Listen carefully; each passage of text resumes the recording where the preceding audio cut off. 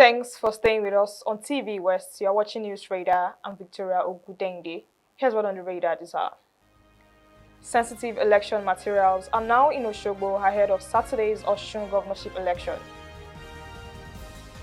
Former Vice President Atiku Abubakar appeals to Osun voters to support the African Democratic Congress in the August 15 governorship election. In sports, Super Falcons coach Justin Maduga has backed goalkeeper Chiamaka Nnadozie despite criticism from Nigeria's quarter-final defeat to Cameroon at the Women's African Cup of Nations. And on the foreign scene, US President Donald Trump is facing questions over a reported secret flight from Turkey to Britain following an alleged Iranian assassination threat. We'll bring you the details shortly.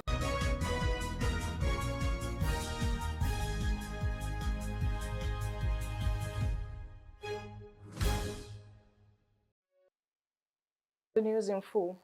Sensitive election materials are now in Osogbo ahead of Saturday's Osun governorship election. INEC confirms they are secured at the Central Bank of Nigeria. The commission will draw ad hoc staff from a pool of more than 30,000 NYSC members. About 2.3 million voters are registered in the state. Security agencies have stepped up preparations. No fewer than 23,310 personnel from the Nigeria Police Force, Nigeria Security and Civil Defense Corps, and the Economic and Financial Crimes Commission are deployed across Osun. Non-sensitive materials begin moving to local government areas on Thursday, while ballot papers and other sensitive items leave the central bank on Friday. Generators and water tanks are also being sent to support the exercise. The goal is to have everything in place so voting can open on time.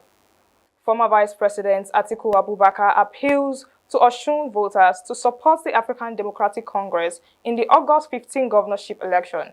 He speaks at the party Grand Rally in Osogbo on Monday. Atiku recalls the people's past support for Governor Ademola Adeleke and for his own presidential bid. He says the large turnout gives optimism for victory. ADC National Chairman David Mark urged voters to turn out massively and protect their vote. He warns that anyone who tries to rig the election will not go unpunished. Former Osun Governor Rauf Aregbesola says the party is committed to people's welfare. He highlights plans by candidates Najim Salem to reintroduce school feeding, employ 20,000 youths, and expand agriculture. This is the fourth time I am standing on this podium. And each time I stood here, you gave me your vote. Each time.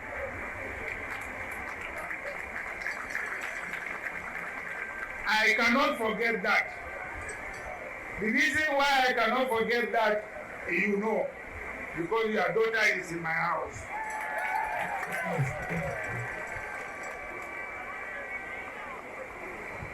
I came here for the current governor and I appealed to you to support him and you voted him. I came here on my presidential campaign. You voted for me and you defeated Bola Ahmed Tinubu in this state. For me, I can't forget that. I have come today to appeal to you again to vote ADC. This is because ADC, I can assure you, is different from APC, is different from ACORD, is different from all other parties. Because the best of Nigerians are today in ADC. The best of Nigerians are today in ADC. So I have come and I am appealing to you, the next governorship election, you should vote for ADC. I believe you will not regret voting ADC in the forthcoming elections. That's why I have come personally to relate with you, to thank you for your previous support, and to appeal to you to vote ADC in the next gubernatorial elections. I thank you very much for your turnout, which is quite impressive, and that has given us optimism that the next elections we are going to win. You are going to win. You are going to win. You are going to win. Osun State Governor Ademola Adeleke has defended his penchant for dancing, saying the hobby has not affected his performance in office. Adeleke spoke on Tuesday at the town hall meeting for candidates contesting Saturday's governorship election. The governor, who is seeking a second term, said there's no time to dance and there's a time to work, insisting that he had delivered projects across various sectors. His comments come after criticism from Edo State Governor Monday Okpebholo, who recently mocked him as the dancing governor during an APC campaign rally in Osun. Adeleke also highlighted his administration achievements, including the construction and rehabilitation of roads and more than 200 primary healthcare facilities across the state. The Ondo State Security Network Agency and Motekun Corps rescued 5 kidnapped victims and arrest 14 suspects over various offenses. Commander Adetunji Adeleye announces the operations while parading the suspects on Monday. In one case, operatives respond to the abduction of 2 persons in Okegbo. After 72 hours, they rescued the male victim but find the female victim dead in a reserve forest. The corps also frees 2 men kidnapped around the Ala-Dada axis within minutes of receiving a distress signal. Adeleye says Amotekun has busted a syndicate involving the kidnapping and castle rustling in parts of Ojigbo local government area. We successfully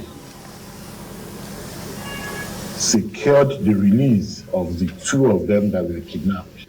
We were equally able to rescue 2 men in Aladada axis that were being kidnapped, but they were able to reach out to our distress line on time. And within few minutes, our men in the Amotekun Rangers, domiciled in the forest, got wind of it and were able to secure the release of the 2 men. They are equally here with us. In Nigeria's university system, the academic staff unions of university has given the government 14 days to act or lecturers will go down. The union is accusing the federal and state governments of failing to fully implement the 2025 agreement. 20 universities are now on notice. They include Nasarawa State University, Adekunle Ajasin, Abia State University, and Kaduna State University. ASU say implementation of the agreement has been selective and slow. The union is particularly angry about the release of some versions needed to make the pact work. The December 2025 agreement ended more than 16 years of negotiations. It included a 40% salary increase for lecturers. It also introduced allowance for journal publications, conferences, and internet access. Professors were to get over 1.7 million naira annually under the new package, but ASU says many provisions remain unpaid or partially paid. Union President Professor Christopher Pinuna says the government's attitude has been lackadaisical. It warns that the emergency meeting will be held at the end of the month to review developments for students and parents. This is a worrying development. You are watching News Radar on TVWest. We'll take a break now and return with more news. Stay with me.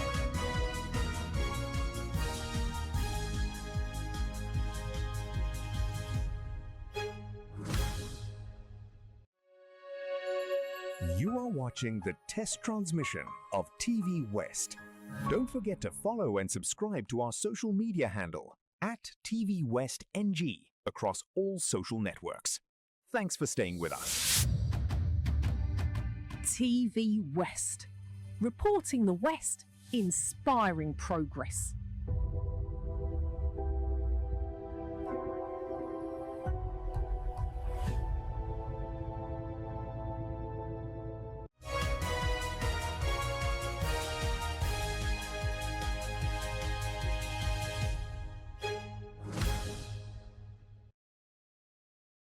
Welcome back to News Radar on TVWest. Now to the rest of the news. The International Society for Neurochemistry and Afeba Balola University at Ado-Ekiti Advanced School on Stroke neurochemistry, and cerebrovascular resilience has called for the increased investment in neuroscience and cerebrovascular research across African institutions. The call is contained in a communique issued by the director of the 2026 Advanced School and chairman of the local organizing committee, Dr. Edem, at the end of the week-long program held at Abuad. The school also called for stronger laboratory and research infrastructure to support advanced studies into stroke and cerebrovascular diseases, as well as increased generation and the use of African-specific data in neuroscience research.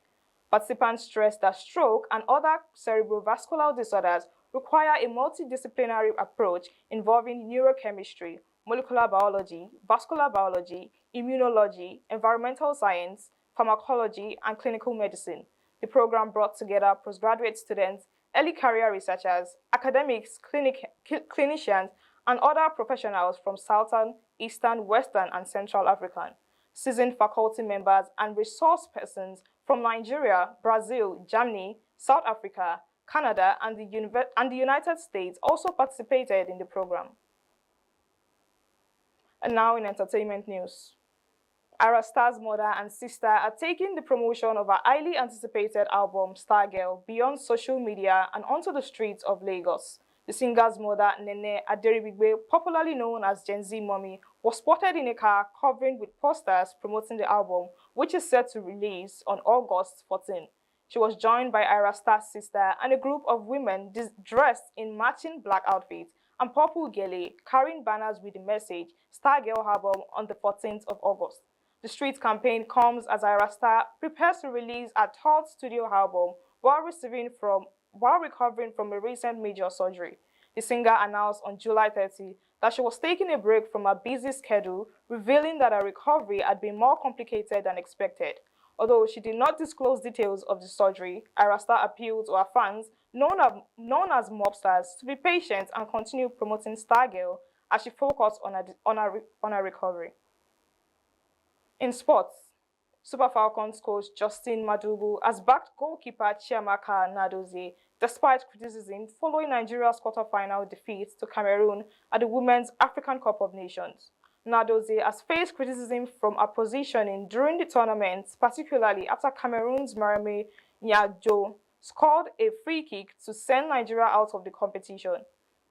But Madugu insists the error does not take away the Nnadozie's quality, describing her as a wonderful goalkeeper for both the national team and her club. The coach, however, says a technical crew will access all available options ahead of Thursday crucial 2027 FIFA Women's World Cup playoff against South Africa. Madugu says alternatives, including Nigeria Women's Football League goalkeeper Fatima Oloko and Portsmouth Comfort Enabo, could be considered. Nigeria must beat South Africa in Casablanca to advance to the Inter-Confederation playoff and keep their hopes of qualifying to the 2027 Women's World Cup alive. The defeat to Cameroon saw the Falcons miss the WAFCON semi-finals for the first time in the competition's history. And on the foreign scene, oil prices have extended their recent rally, rising by more than 1% on Tuesday as uncertainty continues over the reopening of the Strait of Hormuz. Brent crude rose 1.3% to about $89 a barrel, while U.S. West Texas Intermediates gained 1.5% to more than $83.